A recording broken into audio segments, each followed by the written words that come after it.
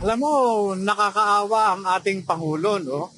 Dahil wala akong natatandaan na inakusahan ko siya. Yung pagkakadawit ng kanyang pangalan ay resulta ng investigasyon na isinagawa ko at ito yung nireveal ng confidential informant. Confidential informant ang may personal knowledge. Yun ang nakakita sa kanya, hindi ako. Kaya walang dahilan para sabihan ako na nagsisinungaling.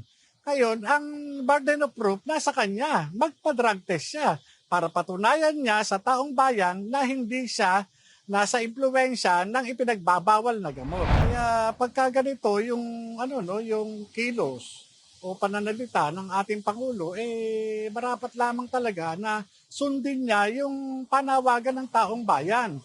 Yung magpa-hair follicle drug testing siya. Bumabalik sa kanya yung sinasabi niya Dahil ang dami niyang nabudol, marami siyang pangako na hindi natupad. Kung meron tayong na tatawaging sinungaling, ito yung ating Pangulo. Talagang nagsinungaling siya sa taong bayan.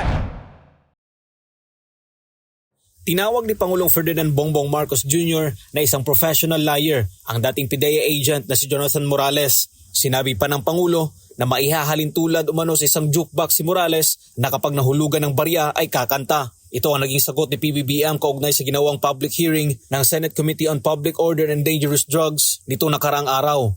Sentro kasi ng nasabing pagdinig ang ginawa ni Morales na pre-operation report, order letter at authority to operate para hulihin ang artistang si Marcel Soriano at nooy senador na si Marcos Jr. dahil sa paggamit ng illegal na droga. Sa exclusive interview ng SMNI News kay Morales araw ng Biyernes, nilinaw nito na hindi niya inaakusahan ang Pangulo na gumagamit ng illegal na droga. Anya bilang investigador ay ginawa niya lang ang kanyang trabaho na isulat ang report na ibinigay mula sa isang confidential informant.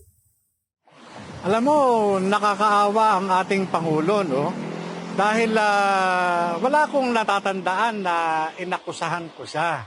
Yung pagkakadawit ng kanyang pangalan ay resulta ng investigasyon na isinagawa ko at ito yung nireveal ng confidential informant at inireduce ko nga dun sa sworn statement. Dahil dito hinamon ni Morales si Bongbong Marcos na kung nagsasabi ito ng totoo na hindi siya gumagamit ng illegal na droga at kung wala itong itinatago ay dapat magpa-hair follicle drug test ito. Kaya pagka ganito yung kilos o pananalita ng ating Pangulo, marapat lamang talaga na sundin niya yung panawagan ng taong bayan. Yung magpa-hair follicle drug testing siya. Kaya kung meron man sa kanila, ang may dapat patunayan, yun ay si BBM at hindi si Morales. Yung confidential informant ang may personal knowledge. Yun ang nakakita sa kanya, hindi ako.